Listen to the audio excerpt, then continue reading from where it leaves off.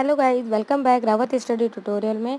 और जैसे कि आज भी मैं आपके सामने ज्योग्राफी की सीरीज़ लेके आई हूँ और ये चैप्टर नंबर 7 है। ज्योग्राफी का सेकंड बुक है गाइस। ये फर्स्ट बुक के सारे चैप्टर मैं अपलोड कर चुकी हूँ। ये सेकंड बुक है। सेकंड बुक का ये चैप्टर नंबर 7 है, जिसका नाम है खनिज तथा ऊर्जा संसाधन। इसका पार्ट 1 मैं अपलोड कर चुकी हूँ और ये है पार्ट 2। तो आगे बढ़ते हैं फटाफट से।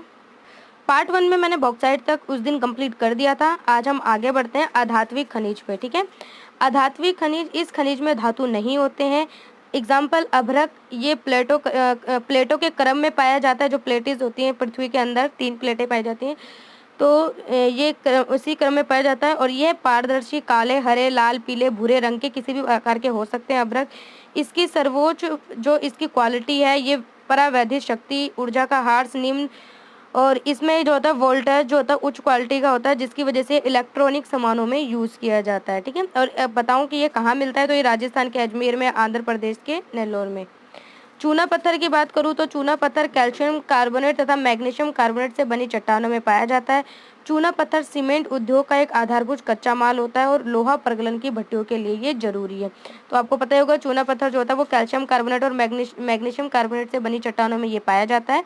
और ये सीमेंट के उद्योग बनाने के लिए काफ़ी उपयोग होता है। आपको पता है सीमेंट कितना यूज़फुल रिसोर्सेज है, तो उसी में ये ज़्यादा यूज़ किया जाता है। और लोहा प्रगलन की भट्टियों के लिए भी जरूरी, जहाँ पे लोहे को पिघलाया जाता है, उन भट्टियों के लिए भी चूना पत्थर का काफ़ी यूज़ किया जाता है।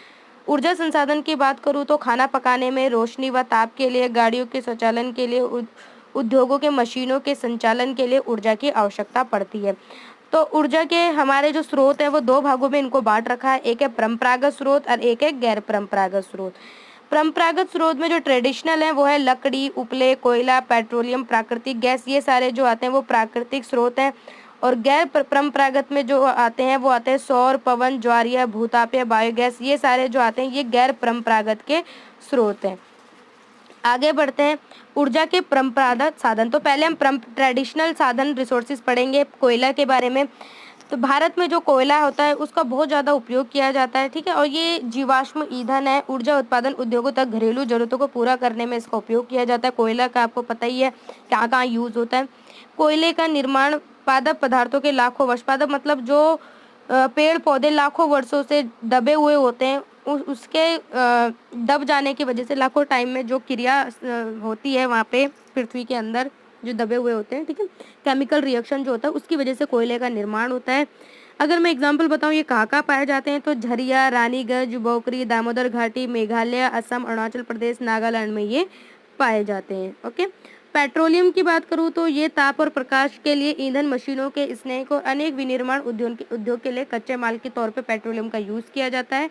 ठीक है, और ये अलोह धातु का भी एक मैप है आपके सामने। तांबा जो है जहाँ पे स्टार बने हुए हैं वो तांबे के आपको वो मिलेंगे क्षेत्र, और जहाँ पे ये दूसरा सिंबल बना हुआ है, ठीक है, ये यहाँ पे आपको बॉक्साइट के एग्जाम्पल मिलेंगे। तो आप देख सकते हो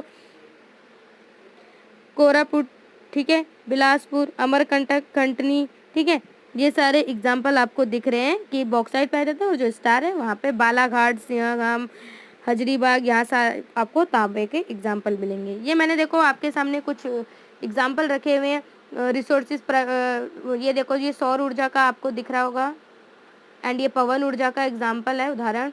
ये वाटर का है, जो डैम वगैरह से हम ऊर्जा उत्पादन करते हैं। ठीक है गाइस, भारत में बात करें तो भारत में कुल पेट्रोलियम उत्पादन का 63% भाग मुंबई हाई से, 18% भाग गुजरात और 16% गुजरात असम से प्राप्त होता है।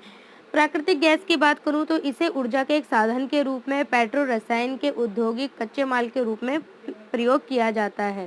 ठीक है, इसे ऊर्जा के एक साधन के रूप में भी प्रयोग किया जाता है। CO2 को कम उत्सर्जित के कारण पर्यावरण के लिए अनुकूल माना जाता है। कृष्णा, गोदावरी नदी बेसन, मुंबई हाई, अंडमान निकोबार द्वीप समूह, विशाल भंडार यहाँ पे प्राकृतिक गैस के पाए जाते हैं। गैर परंपरागत ऊर्जा के साधन देख लेते हैं हम। तो गैर परंपरागत ऊर्जा में क्या क्या आ जाता है, परमाणु आणविक ऊर्जा, ये ऊर्जा अणुओं की संरचना को बदलने से प्राप्त की जाती है। इसका उपयोग विद्युत ऊर्जा उत्पन्न करने में किया जाता है। यूरेनियम, थोरियम जो झारखंड, राजस्थान के अरावली पर्वत श्रृंखलाओं में पाए जाते हैं और जिसका प्रयोग परमाणु ऊर्जा के उत्पादन में किया जाता है।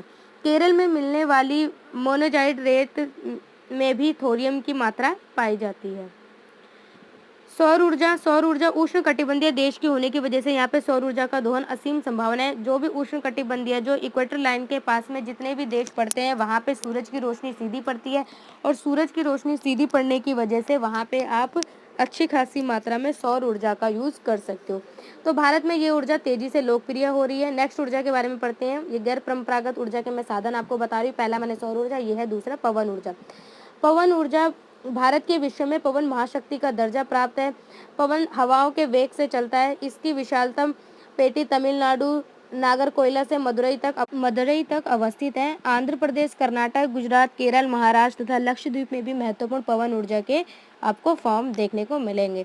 नागरकोइल और जैसलमेर देश के पवन ऊर्जा के प्रभावी प्रयोग के लिए यहाँ पे प्रयोग किया जाता है। लेकिन पवन ऊर्जा इतनी सक्सेसफुल इंडिया में नहीं हो पाई है, पर फिर भी ऊर्जा की रिसोर्सेज है।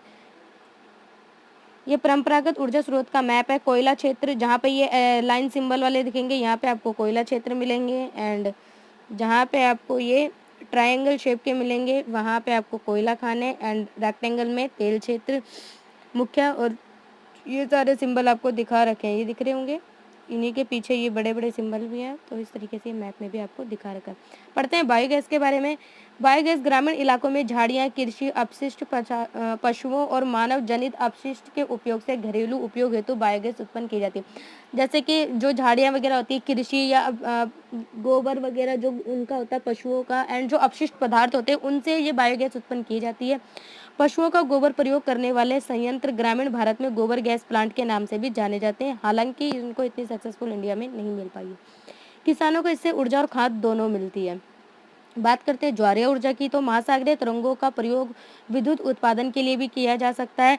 खंबात की खाड़ी, कच्छ की खाड़ी, पश्चिम तट पर गुजरात, पश्चिम बंगाल, ये सारे जो आ जाते हैं आपके ज्वारीय ऊर्जा के एग्जाम्पल आ जाते हैं, जो तरंगों से ऊर्जा पैदा की जाती है। भूतापीय ऊर्जा की बात करें तो पृथ्वी के आंतरिक भागों से ताप का प्रयोग कर उत्पन्न की जाने वाली विद्युत को भूतापीय ऊर्जा कहते हैं। पृथ्वी के अंदर जो ताप निकलता है, क्योंकि आपको पता है पृथ्वी के अंदर काफी ताप है, हीट है, तो इसकी हीट से ही जो ऊर्जा उत्पन्न की जाती है उसको भूतापीय ऊर्जा कहते हैं।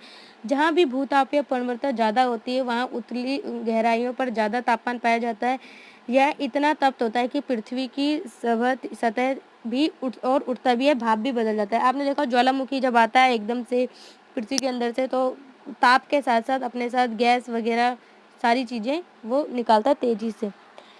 तो इस भाप का उपयोग, जितनी तेजी से जो स्ट्रीम निकलती है, इस भाप का उपयोग टरबाइन को चलाने के लिए, विद्युत उत्पन्न करने के लिए किया जाता है। पूर्व घाटी, लद्दाख, हिमाचल प्रदेश के निकट के एरियो में ये चीज़ें आपको देखने को मिलेंगी। इतने सारे ऊर्जा के संसाधन है, फिर भी जरूरी है कि हम इन ऊर्जाओं के जो संसाधन है उनको बचा सकें। तो ऊर्जा के विकास, सतत पोषण मार्ग के विकसित करने के लिए तुरंत जरूरी है। इनके दो तरीके, ऊर्जा संरक्षण की प्रोन्नति और नवीकरण ऊर्जा संसाधन को बढ़ाया।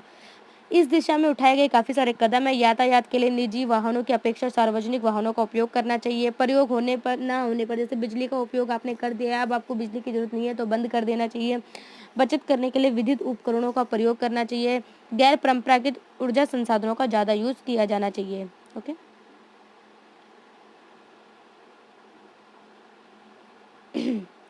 तो इस तरीके से आपका ये चैप्टर फिनिश होता है। और पार्ट 2 में मैंने ये चैप्टर कंप्लीट कर दिया है। पार्ट 1 मैं इसका पहले अपलोड कर चुकी हूँ, तो फटाफट आप दोनों पार्ट को देख लीजिए और चैप्टर कंप्लीट है। बाकी जो इंपॉर्टेंट क्वेश्चन है वो मैं बाद में लेके आऊँगी। वीडियो पसंद आई हो तो लाइक कीजिए, दोस्तों के साथ शायद शेयर कीजिए, और चैनल को सब्सक्राइब कीजिए। मिलती हूँ मैं इनके नेक्स्ट पार्ट में, तब तक के लिए बाय बाय।